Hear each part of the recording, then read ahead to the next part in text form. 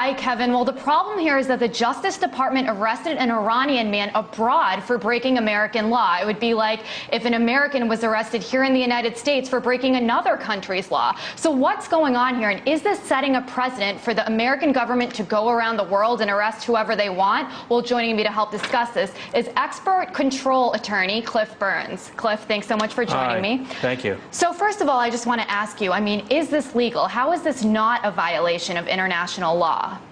Well, it's certainly the United States claims that it has jurisdiction under international law over anyone who tries to export things from the United States. That claim is not widely accepted by other members of the international community, but that's our basis for asserting that. So I think it's questionable that it's legal under international law. Whether it's legal under U.S. law is a separate question.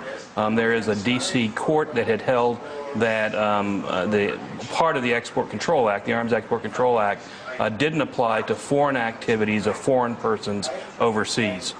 So you also have the question of whether even under U.S. law this was permissible or not. And are you worried that this could set a precedent for the American government or the Justice Department to go around the world and arrest people for violating American law?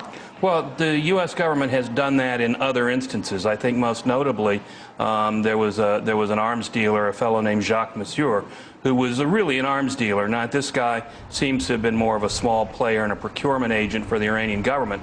Mr. Monsieur was lured into Panama, allegedly into Panama. That hasn't been officially announced, but he appeared mysteriously in New York and was arrested there. The information is that he was taken from a foreign country where they had set up a meeting. So this does happen where the U.S. government will try to get people into friendly countries and arrest them. There was a UK citizen who was convicted of, or we tried to arrest for selling model airplane parts that could be used for drones to Iran. We got the Polish government to arrest him. They threw him in jail in Poland. Polish courts ultimately wouldn't extradite him for that, and he returned to the United Kingdom. So this is not without precedent. And what do you think would happen if the roles were reversed and a United States citizen was arrested for breaking another country's law? What would the reaction here be? We would be apoplectic.